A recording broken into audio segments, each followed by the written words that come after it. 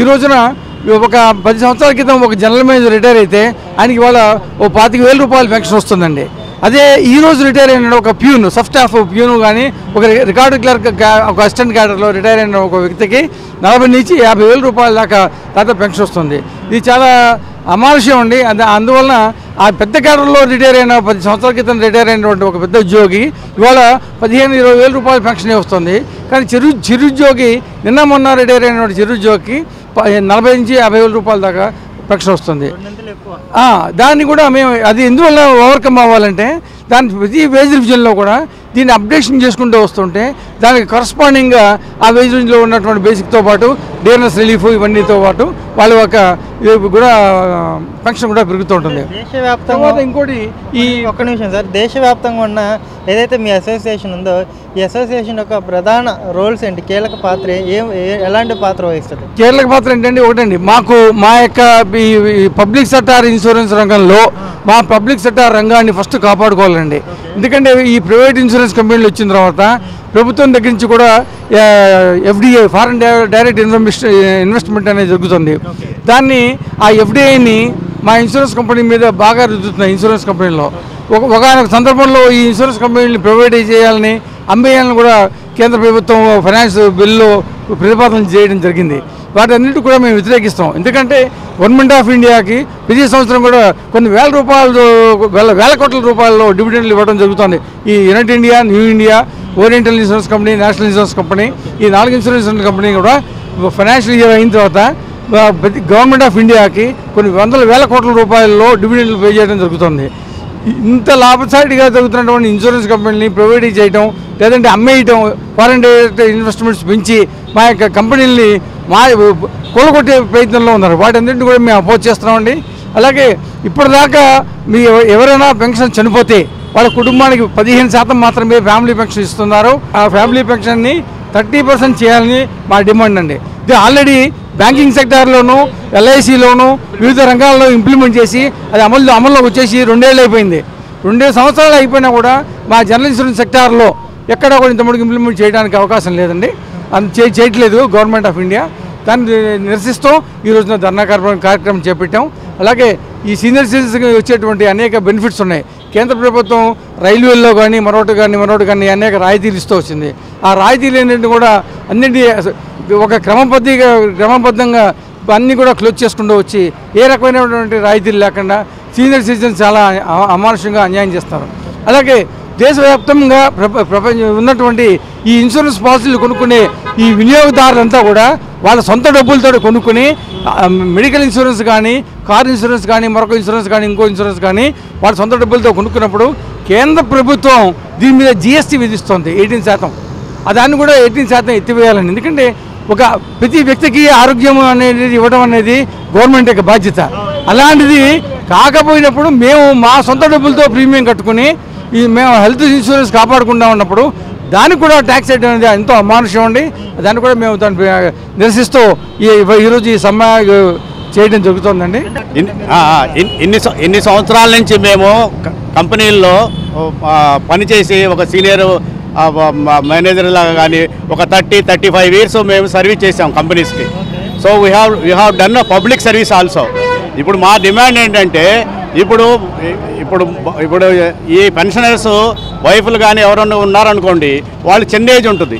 మాకు జనాలుగా ఏజ్ వచ్చేసి మన పైకి ఏజ్ వచ్చేసేసి కొంచెం ఏమైనా జరిగితే వాళ్ళకి ఫ్యామిలీ పెన్షన్ అనేది 15% ఇస్తున్నారు. ఏది ఈ జనరల్ ఇన్సూరెన్స్ కంపెనీలో national insurance company, new India insurance company, United India insurance company, oriental insurance company, ఇవి 4 public sector companies under government of India, semi కాసి దానిలో ఉన్నాయి. ఇప్పుడు మాకు 30% అనేది మాకు ఇవ్వటలేదు. 2 years నుంచి బ్యాంక్ వాళ్ళకి, ఎల్ఐసి వాళ్ళకి ఇస్తున్నారు, మాకు ఇవ్వటలేదు. ప్రీవియస్గా మాకు ఇన్సూరెన్స్ శాలరీస్ ఎక్కువ ఉండేవి, అప్పుడు బ్యాంక్ వాళ్ళకి తక్కువ ఉండేది. మరి ఈ ప్యారిటీ ఎందుకు ఇస్తుందో ఈ ఫైనాన్స్ మినిస్టరు అదే ఎందుకు చేస్తున్నారో, ప్రైవేటైజేషన్లో వీళ్ళు ఏం చేస్తున్నారంటే ఎఫ్డీ అనమాట, ఫిక్స్డ్ డిపాజిట్, దీనిలో ఫారిన్ డైరెక్ట్ ఇన్వెస్ట్మెంట్లో వాళ్ళు ఏంటంటే 51% ప్రైవేట్ కంపెనీస్కి ఇస్తున్నారు. అప్పుడు 49 అంటే మైనారిటీ అవుతుంది కదా.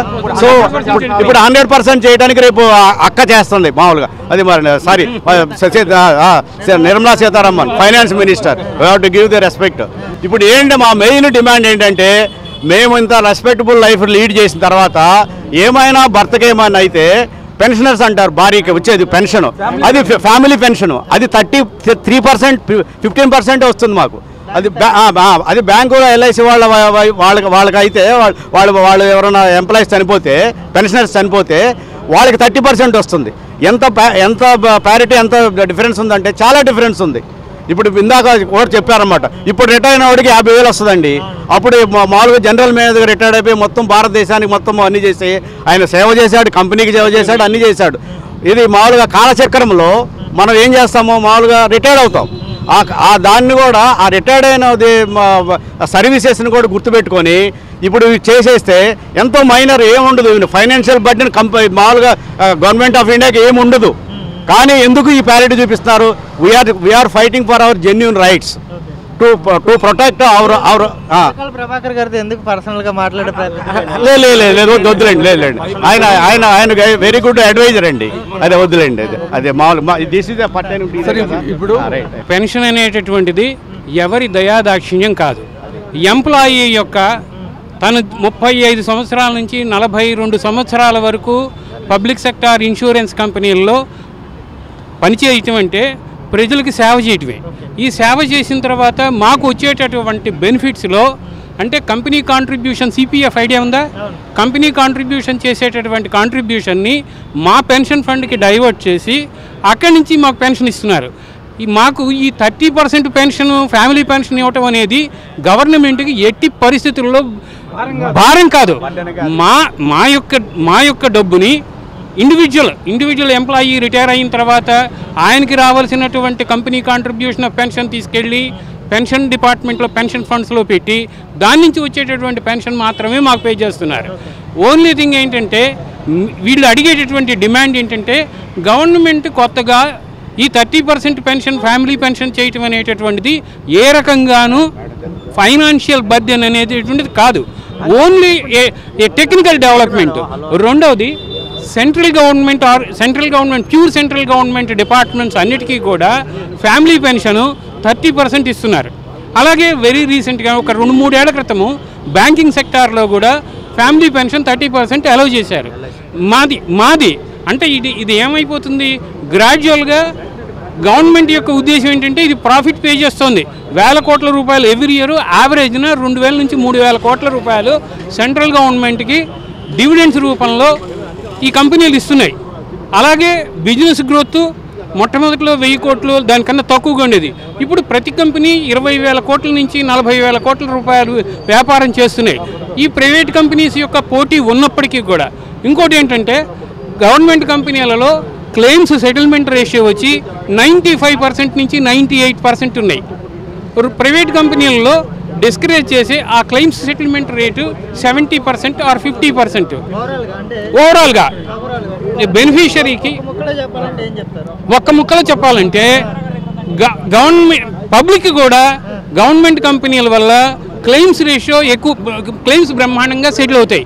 నో డౌట్ 4-5 రోజులు లేట్ అవుతుందేమో కానీ బ్రహ్మాండంగా టైంలో సెటిల్ అవుతాయి. ఎక్కువ బెనిఫిట్ పార్టీలకు కూడా ఉండింది, మాకు కూడా అంతే. సార్ ఫైనల్గా మేము ఒకటే డిమాండ్ చేస్తామండి నిర్మలా సీతారామన్ మేడం గారిని. గత 2 సంవత్సరాలుగా ఆవిడని రిక్వెస్ట్ చేస్తూ వచ్చాం. వెంటనే మా 30% ఫ్యామిలీ పెన్షన్ని ఆమోదించి వెంటనే తన నిర్ణయాన్ని ప్రకటించాలి. అలాగే మేము లాభసాటిగా ఉన్నటువంటి పబ్లిక్ సెక్టార్ని కాపాడుతూ మాకు మరిన్ని అవకాశాలు ఇచ్చి గవర్నమెంట్ కంపెనీని నిలబెట్టాలని చెప్పి ఈ సభాముఖంగా మేము విన్నవించుకున్నాం.